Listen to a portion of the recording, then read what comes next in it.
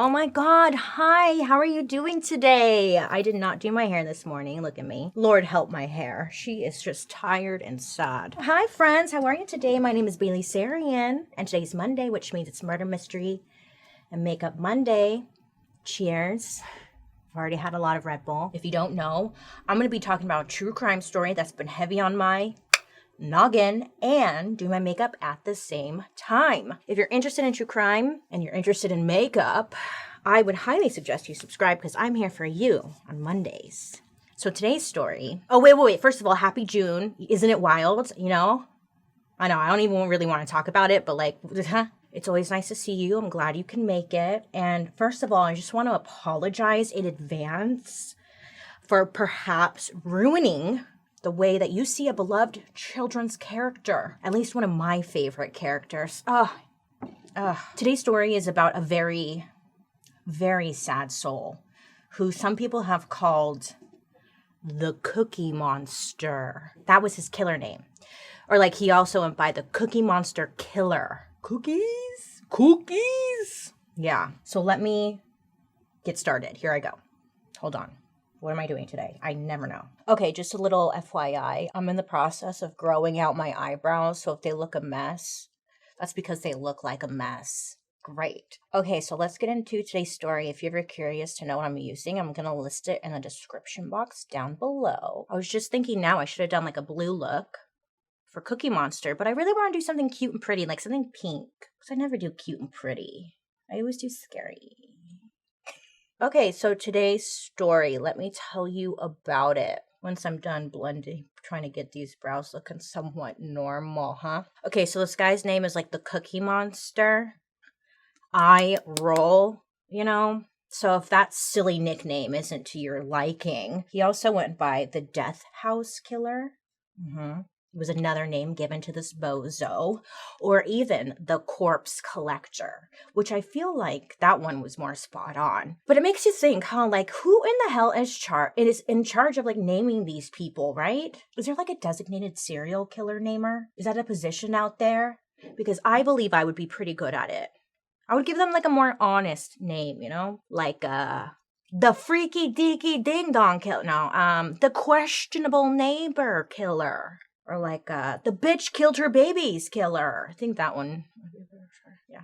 I don't know. They just always try to be like really cute with it, right? Wow, I'm already off track. So, today's story is about a guy named Harrison Frank Graham. He mainly went by his nickname, which was Marty. Yeah. I guess Marty is like short for Harrison or something. I don't know. But I'm going to be calling him Marty from now on. So Marty was born September 9th, 1959 in Philadelphia, Pennsylvania. Now his mother, when Marty was born, she was quite young. She was 16 years old. Her name was Lillian Graham. And because she was so young, you know, she really struggled to not only take care of herself, but also her baby. Her baby, what's his name? Marty. She just struggled. Poor thing. So Lillian tried her best to take care of Marty, but by the time he was 2 years old, she decided it would be best to place him into foster care. And I mean, there really is no way to know everything he was subjected to in those first couple of years, you know? I mean, nobody really has any idea. But Marty later on, later on in his life, he would say he was subjected to all types of different forms of abuse while in the foster care system. And sadly, I hate even saying this, but it's so true. It's just like, sadly, you just hear that a lot. And there's like, the system is just so fucked. I hate it. I used to live in this place. Our neighbor, should I even tell this story? Yeah, I mean, it's honest. The lady who lived in the back, she was a foster parent to these two younger girls. And this woman, she obviously was not okay. She was not okay. And she would constantly yell and scream and like beat these kids. And me and who I was living with, we witnessed it. And we called CPS numerous times. There was even one time where one of the sisters was chasing the other sister around with a chainsaw. Not lying. You probably think I'm kidding, and I am not. She was literally... It's not funny. Called CPS. They come out, they interview you, but then there's nothing they can do because when they go interview the girls, they're like, everything's fine. That girl's lying. It's just fucked up. It's so fucked up. I have to unbutton my pants. They're a little too tight. Oh, God. What I'm getting at is just the foster care system sucks, and it's really sad. So when somebody tells you they were most likely abused in the foster care system, I would 100% believe them, you know? So sadly, Marty's time growing up in the system was pretty similar to what you hear a lot of the times, where they bounce from like foster care home to foster care home. There's really not a lot of like stability. And Marty would say this, like he went through this until he was about 7 years old, just bouncing around from home to home, no stability, different types of abuse. Not a great time. So at the age of 7 is when he landed in with a different like foster parent, and her name was Pauline Williams. It was this foster mother of his, and this was like the first time when he had some kind of stability in his life, and she was somewhat loving, which, you know, is like small win here. So his biological mother, Lillian, ended up having like 4 more kids, so her hands were definitely full. There's no record that he went back into her care as like a young boy, but I think they were still in each other's lives, at least, because his mother, Lillian, she knew like what was going on. For example, when Marty was about 12 years old in 1971, he was sent to Philadelphia General Hospital for a mental disorder. Now, this was like according to her. And I guess he ended up staying there until he was 14. Because he's a minor, obviously you can't look up the records, like if he did indeed stay at the hospital or not, the records would be sealed. But I think there's some truth in there, because it is public record that Marty definitely had his fair share of mental health issues, as well as developmental delays. Developmental. I feel like I'm saying it weird, but yeah, developmental delays. So later on in Marty's life, he got his IQ tested, where he would end up scoring a 63. Yeah, poor guy. So like a 63, it essentially shows like a significant intellectual disability. Like the average score for an IQ test is anywhere from 83 to 110. Anything below a 70 is considered, you know, a little rough. So the doctors that evaluated Marty said that he was hovering at like a 3rd grade level of development. Or in other words, like he had a brain of a 9-year-old. He didn't know how to like read a clock or like read in general. And you know, without these like foundational life skills, life is not easy. Very hard. So by the time Marty gets to high school, he decides, I think he just stops going. Like I read sources that said he decides to drop out. I don't think he really decided. I think he just dropped out. You know what I'm saying? Like he just stops going. I mean, it wasn't a place for him. I mean, so many systems had already failed Marty. So I'm sure you could probably imagine that he didn't find a lot of support within like the public school system in the early 70s. You know what I'm saying? You know what I'm saying. Life was not setting poor Marty up for success. So this part's a little foggy, but after dropping out of high school, sources say that he was like living on the streets. And for the first time, he kind of found his place at home on the streets, because it was sadly a lot of people with like a mental illness. He was welcomed there. And this is where he found a quote unquote home for himself. I just want to be pretty, and I can't get this to blend. So yeah, for the first time, he said he felt like he found somewhere that he belonged, on the streets. So he's living on the streets for a little bit, and guess who finds him, I would say. This is when he meets a pimp. Fucking pimps, dude. So this guy, this man, befriends Marty and ends up taking him under his wing. Pisses me off. And then this is sad. I mean, Marty's kind of like the perfect target. He doesn't have a home. He's easy to take advantage of. And this guy, he sees it. So Marty and this guy, this grown-ass man, they would spend a lot of time together. And Marty would say, like, this was the first time that he ever fell in love. Like, true love. I mean, this man who was, quote-unquote, taking care of him took him like off of the streets and under his wing. And eventually it led to like them two becoming sexual lovers, Marty and this pimp guy. Marty said it was the first time he ever felt deeply loved in return. It's just so sad. Ugh.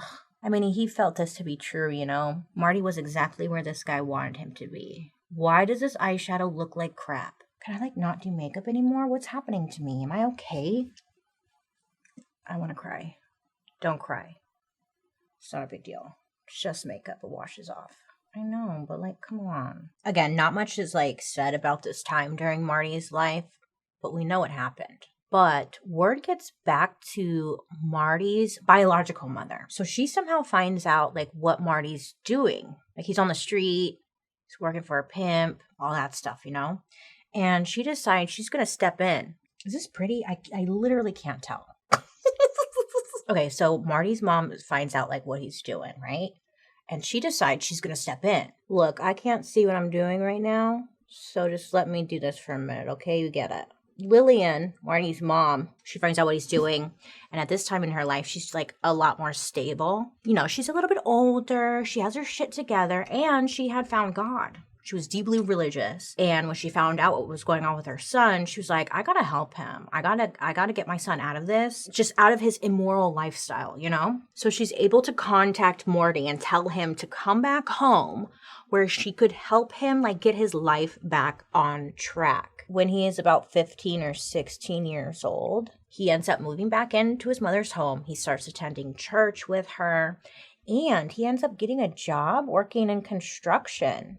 Like, good for him. His life really did like a 180 real quick and in a positive way, you know? At this point, I was like, go Marty. And then I always forget like, oh yeah, this is about murder, so shit. Anyways, his mother was just very hopeful that her son would break free of his past and now live as like a man of God. He's going to church with her. He's reading the Bible. Come on now. Praise God. And actually, no twist here. Marty, he starts to thrive. Yes, he does. While he's working construction, he like learned a lot of, you know, construction stuff, like things to do around the house. Handyman skills. You know what I'm saying? Like he's fixing sinks. He's doing stuff with pipes, screws. You get it? So not only did this work like keep him busy, but he's also starting to make like a steady income for the first time. And he gets to a point where he can financially afford to move out of his mother's house and live on his own. Good for him. Good for him. Adult life. It's happening. Because of this, Marty was now able to move into his own place on a street of old school like row houses in the lower North Philadelphia area. So in 1977, when our story takes place, this neighborhood where Marty was going to be living was poverty-stricken, and many of the apartments and houses were just like completely abandoned. The buildings itself, like all around, were just in complete disrepair. But Marty would have like neighbors, and it's what he could afford. So he just moved right in. When Marty moved in, he became quite familiar with the neighbors and also got to know all of their kids. He would often work as like a handyman around the neighbors' places whenever they asked for help. Like, hey, my sink doesn't work. Can you check it out, Marty? And Marty would be happy to. It was said Marty also liked to play outside with the neighborhood kids in not a creepy way. I know, naturally, because it's Monday. At least for me, my brain wants to assume the worst. When I heard that, I was like, oh, great. But not in this case. He would like go outside and play basketball or go on walks with the kids. And he just really connected with them and really liked them. It was cute, kind of. Many sources say because Marty had the brain of, you know, like a 9-year-old, it came easy for him. These kids were kind of like his people. Again, things are going quite well for Marty at this point. He has steady work. He has his own place. The neighbors love him. I mean, he's thriving. Good for you, Marty. Good for you. For now, you know, he's just doing well. And honestly, I wish that was the end of the story and I could be like, thank you. Have a great day, you know? But yeah, it's Monday and something dark is coming. I mean, something dark, very dark, is about to go down, bitch. So a big reason why things take a turn for Marty, who said he had some serious mental health issues that were lingering and going untreated over time, you know? On top of his low IQ, he was also diagnosed with multiple personality disorder, which is now called dissociative identity disorder. Dissociative identity disorder, or DID for short, is usually a reaction to trauma as a way to help a person avoid those traumatic or like really bad memories. DID is characterized by the presence of two or more distinct personality identities, and each personality may have its own unique name, personal history, and different characteristics. Unfortunately, DID is not curable, but can be treated with the proper therapy. You know what I'm saying? I know there was a previous murder mystery makeup where I called it multiple personality disorder because that's what it used to be called. And when I do older stories, that's what they call it. But in the comment section, you guys let me know that it's been changed, and I appreciate that. Thank you. So, correction, DID. But in summary, DID is usually a result of like massive trauma, which sadly for Marty, he definitely experienced, you know, sad. I mean, especially during the time when he was working with that pimp guy, I guess Marty would experience a lot of like sexual abuse with many different people. Yeah, I mean, this guy was also pimping Marty out. Just awful. And I'm not sure if pimp is still like the proper term. It just feels so old school, you know, pimp. I looked online, but I couldn't come across anything other than the term trafficker. Online sources, different websites said like pimping and trafficking are not the same, since a pimp tends to groom differently. So I guess pimp is the like still the word. It just, doesn't it sound so theatrical and like not as terrible as it really is? You know, they need a rebrand. Anyways, I'm getting off course. I apologize. But Marty was pimped and or trafficked out to many different people. And Lord only knows what he really experienced there, you know? So him developing different personalities kind of makes sense in a way, you know? He just needed to escape all of that trauma he experienced. It's just sad. Because it's not his fault he fell victim to, like, this awful man and the system and everything, you know? It's just, like, so shitty. So later on in life, when Marty was officially diagnosed with DID, the doctors who examined him, for the most part, said there was no way that he was faking it, even going on to say that he didn't have the IQ to even know how to fake it. I mention that because unfortunately there's people out there who think people fake this mental illness. It's just like so stupid. It's like if someone's hurting, why don't you believe them? I don't get it. What do I know? I'm just a girl on the internet. What do I know? I know nothing. So once Marty's out living on his own, getting into the groove of like being an adult and stuff, you know, that's when these 3 different personalities start to surface and make their appearance. So who are these personalities, you ask? Well, let me tell you. So his first and main personality was who he legitimately is, like Marty, right? This is his personality. Now, Marty, he's a kind, good Christian man. He loved to help his neighbors. He loved to fix things up. He also greatly loved his mother. The people in Marty's neighborhood would also agree with everything Marty said, and they just really liked him. They really, really liked him. They had nothing but good things to say about Marty. On top of this, Marty even had a long-term girlfriend. Her name was Robin, and they were around like the same age, and the two of them just really liked each other. Unsure of how they met, but they did, and they were dating. Another personality of Marty's was a little toddler inside of him named Junior. So when Junior would come out, he loved to play with the neighborhood kids, and most of all, loved to play with his stuffed animal, the Cookie Monster.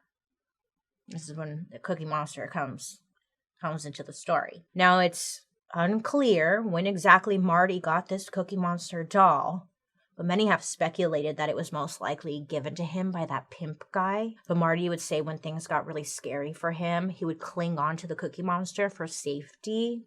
And it was also just like that one thing, the Cookie Monster, it was like that one thing he had consistently throughout his life. It was the stuffed doll.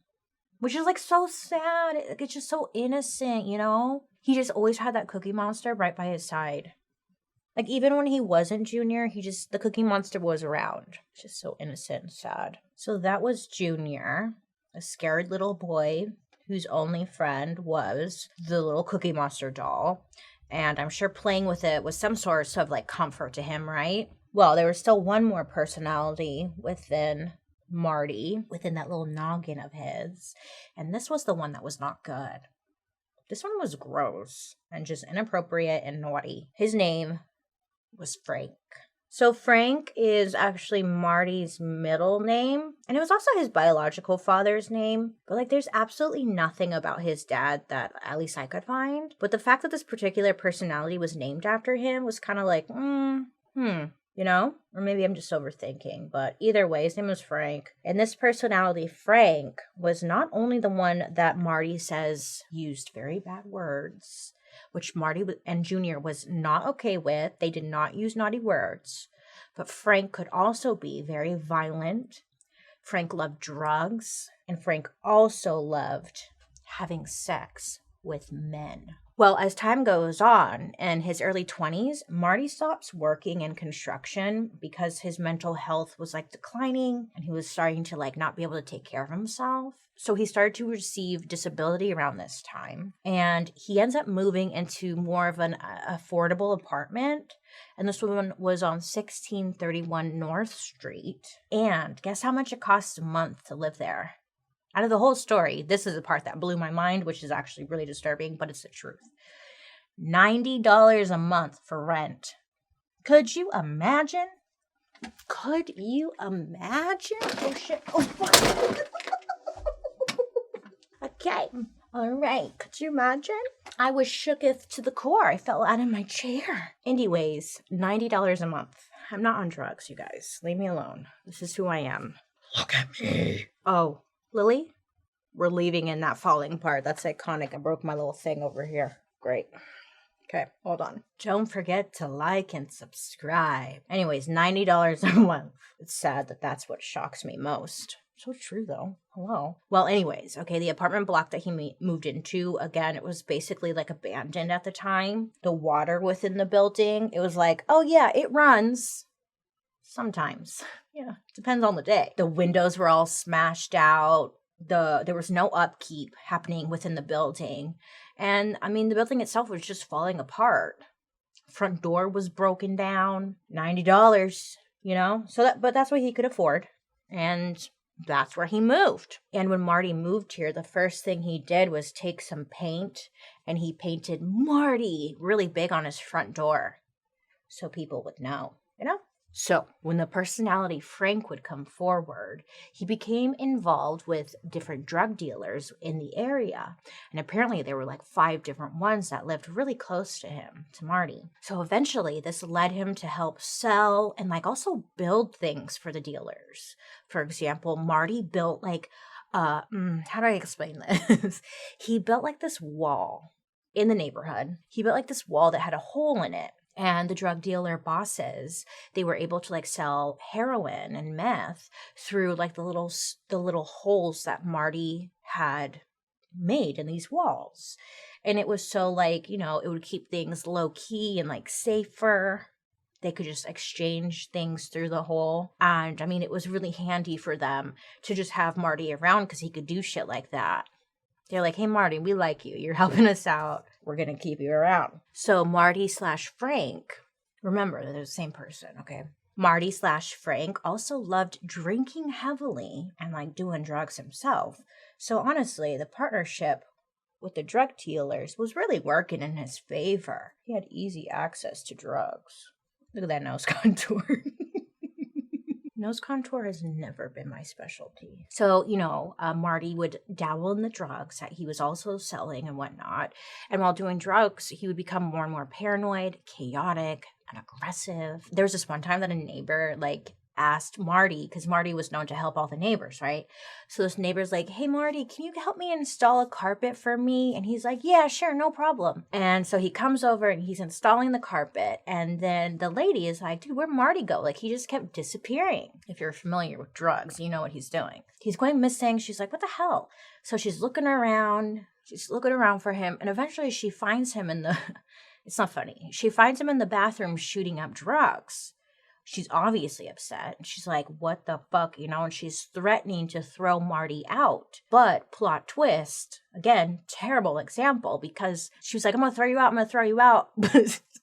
But then she actually just lets him finish because he was doing such a good job with the carpet. Yeah, this was like the example I found of him doing drugs and whatnot.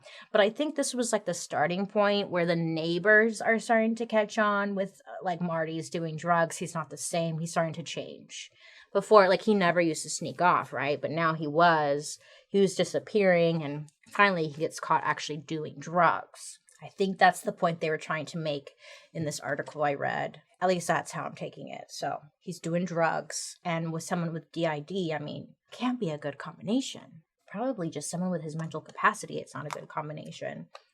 Very deadly, I'm sure. And like, sadly, as soon as he started doing drugs, his addiction and his love for drugs, it came fast and heavy. It was like he did it once and that was it. He was all in. So the big problem for Marty was that when Frank came forward and started doing like all those drugs, it only enhanced Frank's power and hold over Marty.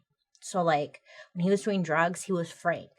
And Marty and Junior, their personalities could not compete with Frank. I think you get it. Okay. So Frank was basically in charge anytime Marty was under the influence. Well, Marty's girlfriend, Robin, was living with him at the time, which I'm sure was not an easy relationship to have. It was said that she was left kind of confused, you know, with these 3 different personalities.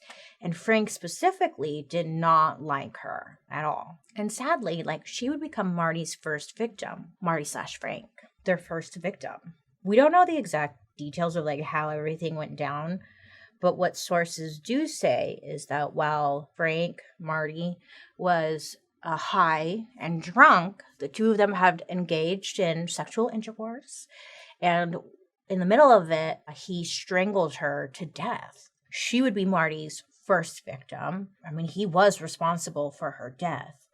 But many thought, like, which personality did it, you know? It's easy to blame Frank. He's the one who considered violent. But Marty, later on, he confesses to her murder, saying, quote, I wanted so badly to love her, but I could not stop my need to do the other things. I never liked sex, and she knew about Marty and his desires. I didn't want her looking at me that way, and I seen God being angry through her eyes. End quote. Kind of confusing. Not really, is it? Like, personally, I think he was referring to being a homosexual because, like, Marty would say that he really loved men, but he really fought with that, especially being, like, a godly man, and he would try and push that down. And I think when he was Frank, it was like he was allowing himself to be what he wanted to be, and maybe, like, Robin knew this, and he couldn't stand it, or he just, like, struggled with shame. I don't know, that's just kind of what I was thinking when I was reading it, like, but either way, he strangled and murdered poor Robin. But this is the point when Marty just snaps and we go full-blown peak Frank era. So Marty would say when he wakes up and is no longer high or drunk, he is now Marty. And when he wakes up and he sees his longtime girlfriend, Robin dead, he rightfully freaks out. So what does he do? Turn himself in? Cry? Panic? No. Don't be silly. That would be too easy, wouldn't it? Marty instead ends up dismembering her body, cutting her up, and then buries half of her in like a low traffic abandoned area within the neighborhood. It was like a building that's connected to the building they were in. And then he takes the other half of her body and hides it on the roof of the same building. So I guess, you know, a natural response to murder, I guess. I was like, oh, okay, sure, that was a jump. Okay, Marty. Now, the saddest part of all was that Robin was not close with her family, and she didn't have many friends. So after she died, like, nobody came looking for her. So her murder just went completely unnoticed. Isn't that awful? That was really sad. But this sets off a series of just very troubling events for Marty. I mean, now that he's alone, he's doing tons of drugs. He's drinking whenever he can. I mean, he's drinking whatever he can really get his hands on. And because of his connection with the local drug dealers, he had such an easy access to like a bunch of different options of substances. And he was using it to his advantage. This is not a good combination. Wouldn't you agree?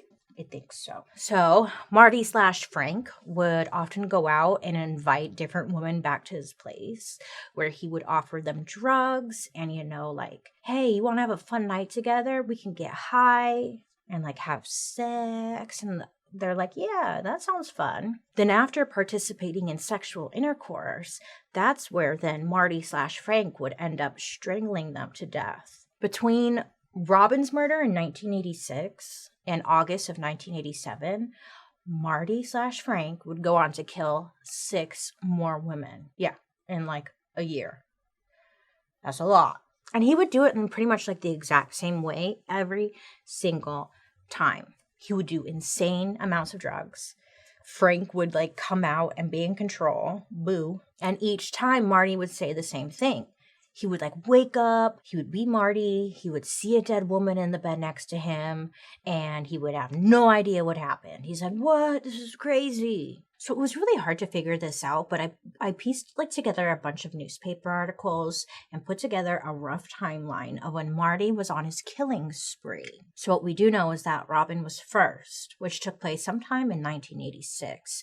I mean, the exact date / month is unknown, sadly. His next victim was a 27-year-old woman named Cynthia Brooks, and she was probably, or maybe, killed in early March of 1987. I guess allegedly they had gotten high together.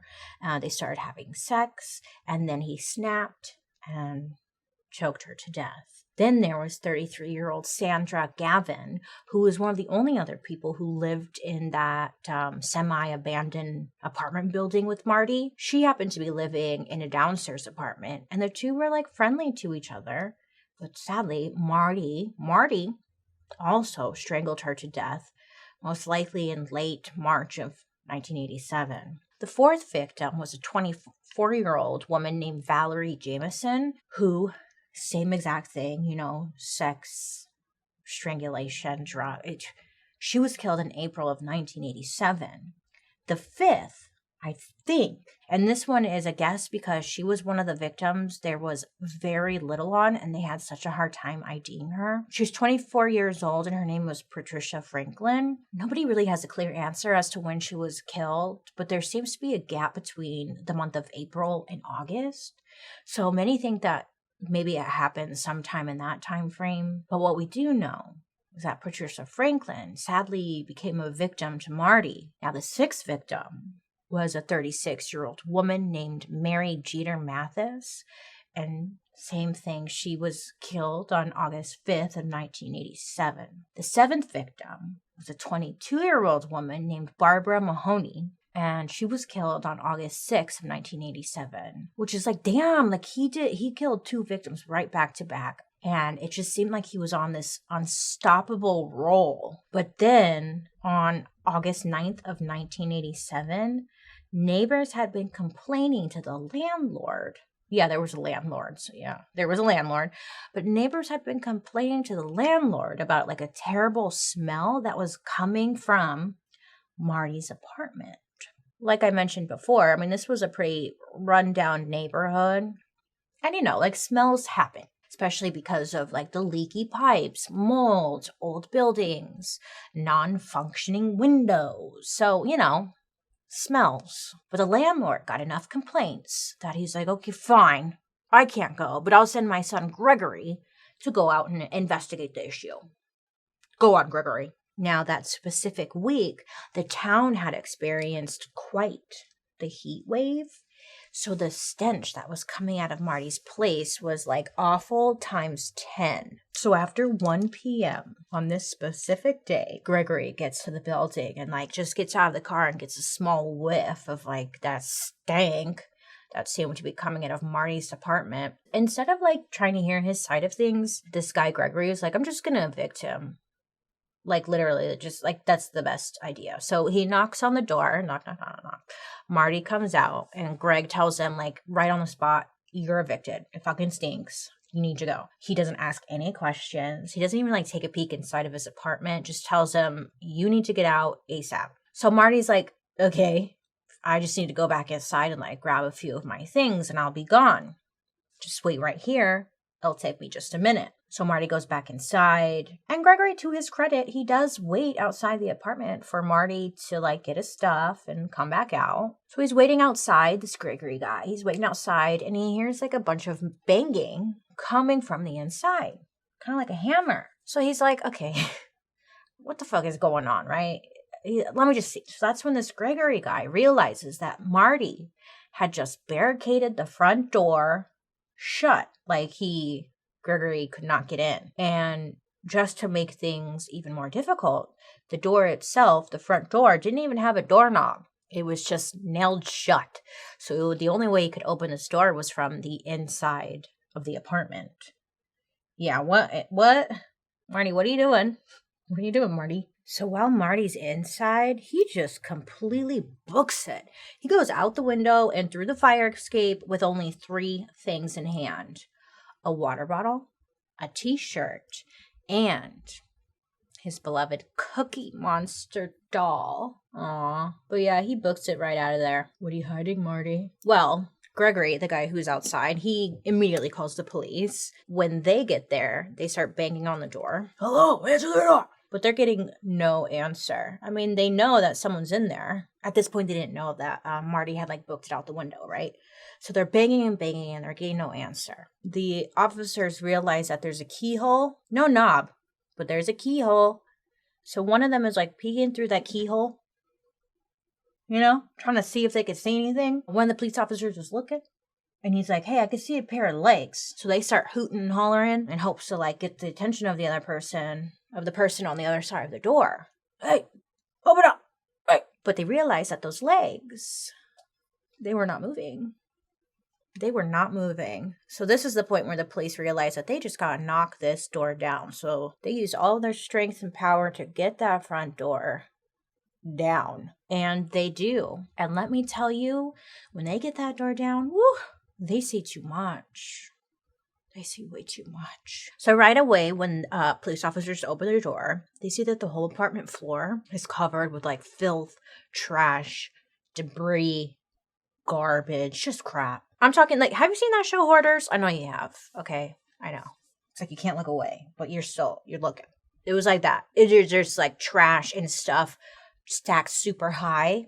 Well, that's exactly what Marty was living in. Police noted that the quote-unquote debris within Marty's apartment was knee deep and that there was absolutely no floor visible. All they could see was trash, syringes, mattresses that were like stacked, dirty clothes, dirty sheets, boxes, tons of food containers, molds, moldy items, and poop. Lots of poop. A lot of poop. Poop, a lot of it. It was pretty shitty.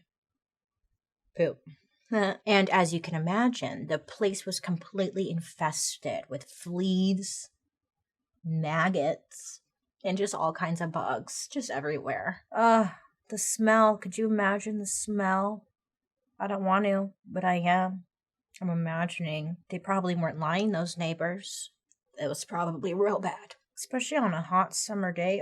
When police start looking around, they notice that there's a bunch of different drawings on the wall. Creativity was expressed on the walls. I mean, there are different words written in poop. And there were also like some really nasty things written on the walls that seemed to be written in blood. Oh dear. You know, that's not a good sign. Well, the whole apartment isn't a good sign. After a quick assessment of the house of horrors they just walked into, they head over to the body that they saw through the keyhole. Now, this victim was completely naked and she was dead. It was obvious to police that she had been dead for like quite some time, just based off of her remains alone. Right next to her was like a pile of trash, right? So officers are like trying to remove stuff and clean up around the body. Once they're removing things, they look a little closer, and under all of that trash was another freaking body. Now, this body had been dead for even longer. I don't want to describe in what condition these look like because it's just absolutely disturbing. But it was clear to them that, like, it had been there for a while, a really long while. So, I mean, their police officers are like digging through more of the garbage within the apartment. And then they find yet another body. This one was underneath the pile of trash that the second body was on top of. So it was like sandwiched, okay? Do you get it? You get it.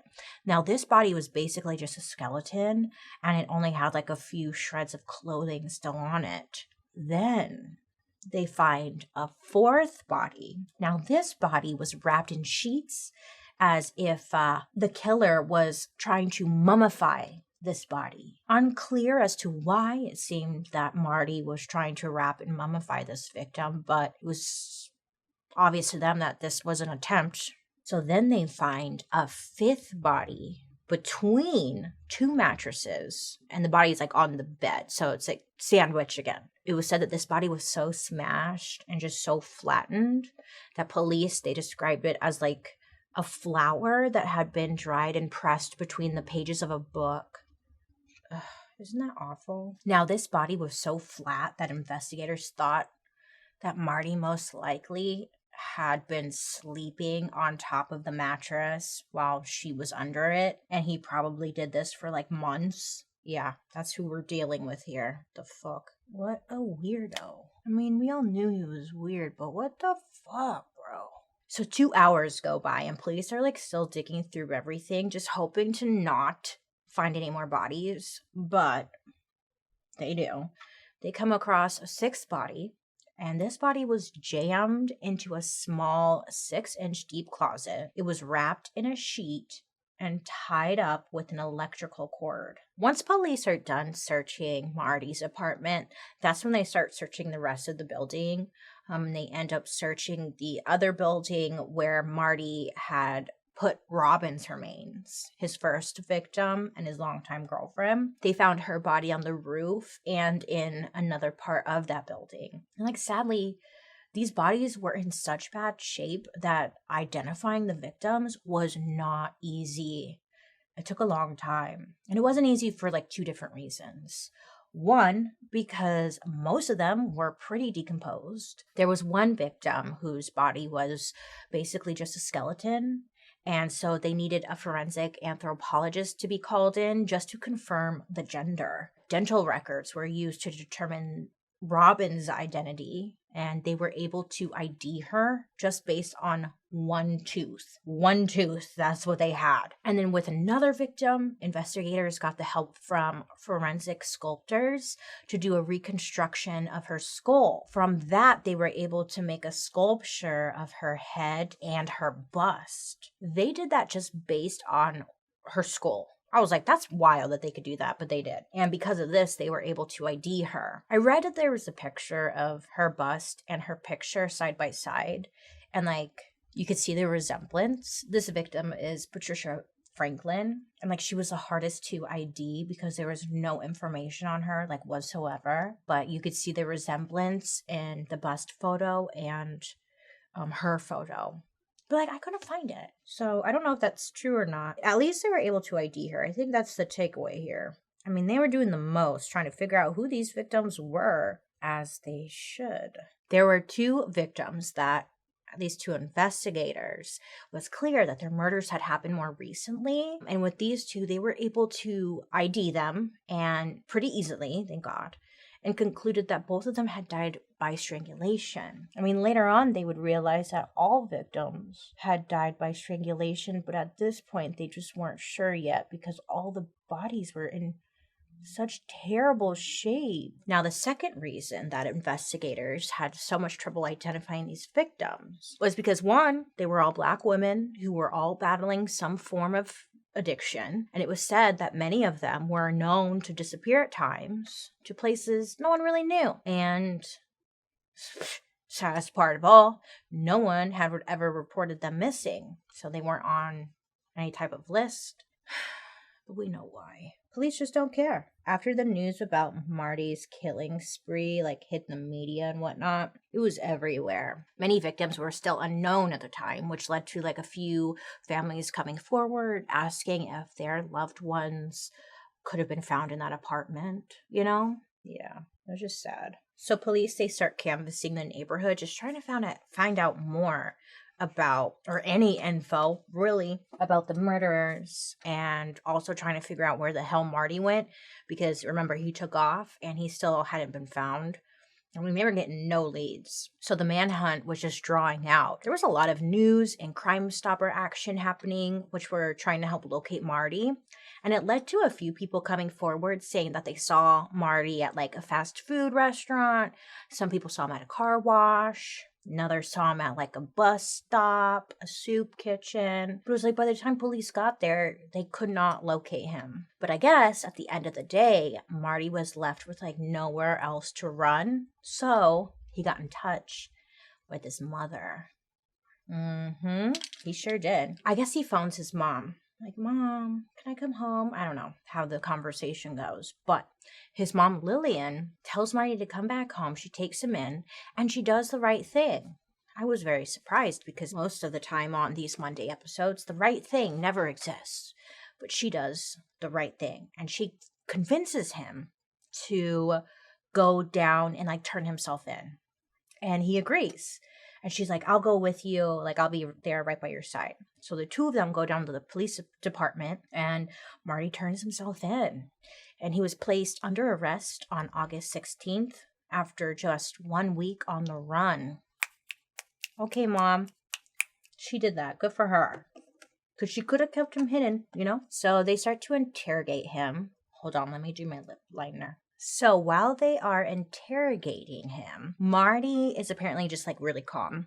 And I guess the whole time he was doodling and drawing, kind of like a 9-year-old might do. But in the end, Marty ends up confessing to everything. And he writes out a 10-page confession.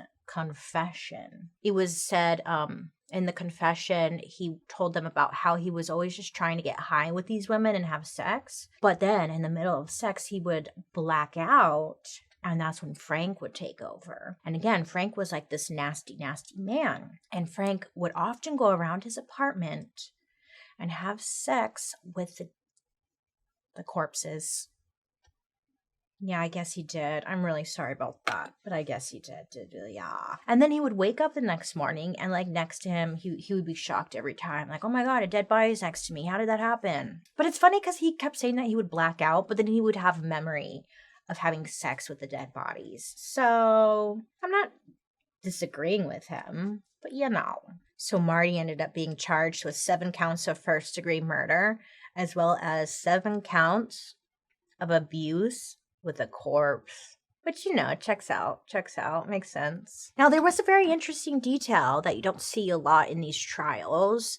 It was, on the advice of his court-appointed lawyer, because after talking it over with his mother, Lillian, Marty decided not to have a trial by jury and actually chose to have the judge alone decide his case. It's just rare. You don't really see that often. I think because he knew that he had fucked up, or at least his mom did. Someone did. His lawyer. He's dude, bro, you really fucked up. Don't get a jury. Marty's lawyer was no fool. I mean, obviously, he's going to hit the court hard with the mental disease or defect defense because, well, that was really Marty's only hope. And because it was true, So they ended up bringing a psychiatrist in during the trial saying, since Marty couldn't recall the first 5 murders, it was not possible to judge his mental state at the time of those crimes. During the last 2 incidents, Marty had hallucinated and heard the voices of God and the devil. Therefore, he had been psychotic. So this person was coming and, helping prove that he was not there. The defense also claimed that Marty's mental disability affected his own ability to know right from wrong. And the prosecution, on the other hand, went all in, just calling him a serial killer. They were like, he did all this on purpose. It was premeditated. He's evil. Which, fair, And then they ended up bringing in 2 different women to testify against Marty. Now, these 2 women, they both said that they had slept with Marty at some point. One of them said that during sexual intercourse, Marty tried to choke her to death, but somehow she was able to fight back and escape, right? Praise God. And then the other woman who testified said that Marty told her that he killed Robin, and he did so out of anger, and he threatened to do the same thing with her, but this time with a machete. Yeah, I guess he had a machete ready to go. Okay, not looking good for Marty. Fair. Now, another witness was called in. His name was Anthony Oglesby, something like that. So this guy, he said that he also ran with the same drug dealers in the neighborhood, and he was an addict himself and would sometimes go over to Marty's and do drugs with him. Now, this guy, he claimed in court that he actually watched Marty kill 2 women. Huh? Yeah. He watched. So the court, fair question, is like, hey, why didn't you intervene? This guy Anthony, literally said, quote, I was just there for the drugs, man. End quote. Direct quote. I was just there for the drugs, man. I was like, dude, honestly, props, because that's probably the most honest statement I've heard in a really long time. He was honest. I don't know. Drugs, man, fucks people up. Don't do them.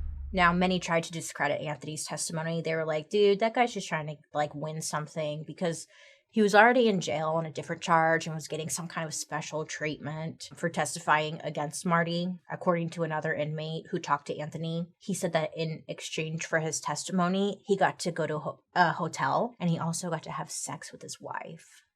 And that was his special treatment. That was kind of like an eye roll to me, because I feel like that's not...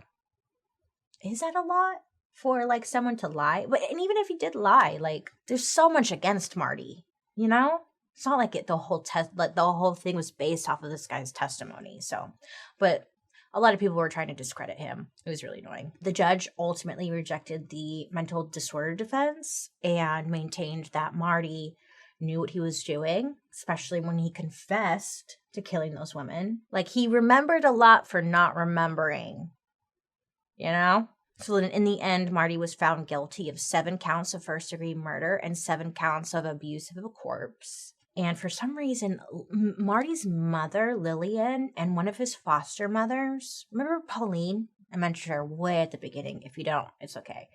But Lillian and Pauline kind of linked up, and they both begged for the judge not to choose the death penalty. Lillian believed that Marty wasn't the actual killer. No. She was a firm believer that Marty was put up to it. I know.